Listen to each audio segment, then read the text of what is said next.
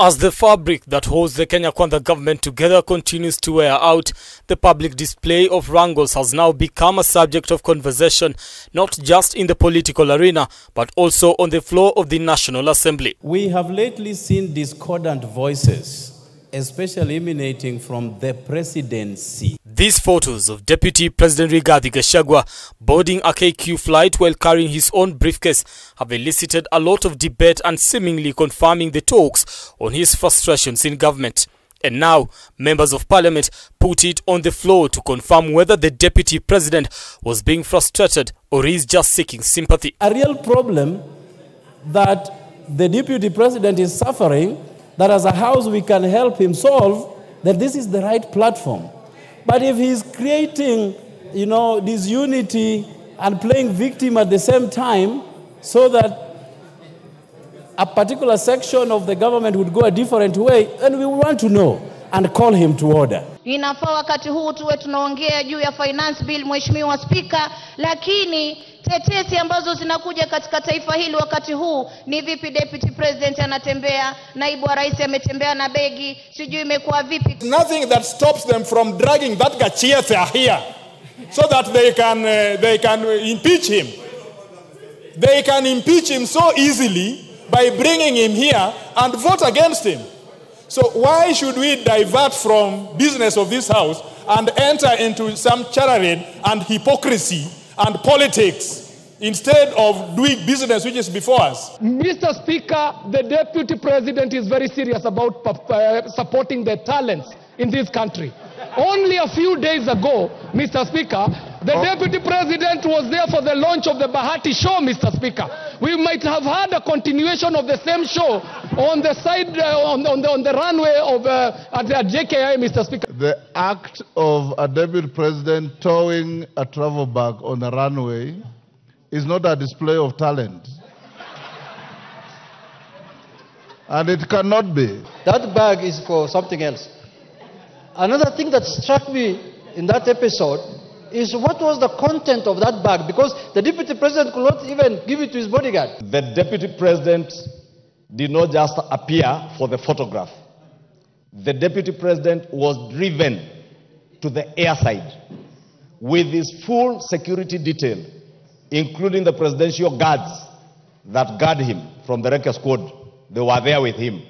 There were adequate, not less than 14 officers traveling with him on that plane, including photographers, security men, bloggers. His conduct and the latest scenes being a subject of debate, with members arguing that it is beneath his office. Speaker, sisi tunajua majukumu ya naibu wa rais. Na hata kama leo pengine Mheshimiwa Spika wewe pia ungefanywa hivyo, tungesimama hapa kuweza kukutetea, kwa sababu kuna bajeti ambayo imewekwa na tumemuona mara kadhaa akilalamika kuwa ndege imemwacha, ameambiwa sijui kuna hivi na vile. Kwa hiyo kuna shida katika taifa letu. True, Honorable Speaker, in terms of the dignity and honor that comes with that office, Honorable Speaker, I think the Deputy President had this flight paid for by the government of Kenya using taxpayers' money. And to give his office the honor and dignity, those who are keen observers did observe he was seated on seat 1A of that flight. In the past few weeks, Gachagua has faced scrutiny amid allegations of frustrations within the government. His lateness at a presidential function on Sunday, citing transportation issues, has only added fuel to the speculations. The Deputy President entitled to use of military aircraft.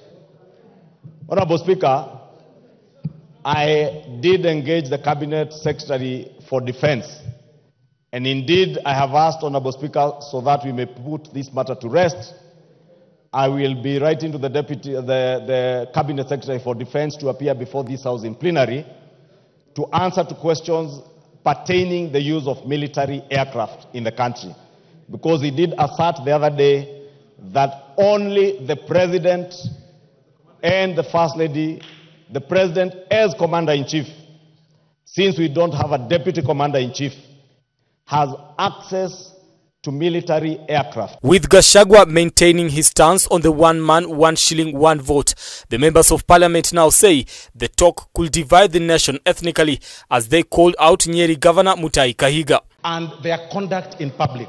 And it's at this point sometimes, Honorable Speaker, that we ask whether clearly NCIC is operational. Because at this point, we should be seeing the governor for Nyeri being summoned and questioned for his utterances against a certain community. Nobody gives you a guarantee because you have the numbers that you're going to take over country. No. Let us protect our unity. The second in command has however dismissed those who accuse him of being a villager and championing for the interests of the mountain. Speaking in Mombasa, Gachagua said he is proud to be associated with his village. Alafu niende kwa village. Unajua kila mtu wako mahali alitoka. So kila mtu wako na kwao. Brian Amuai, K24, Nairobi.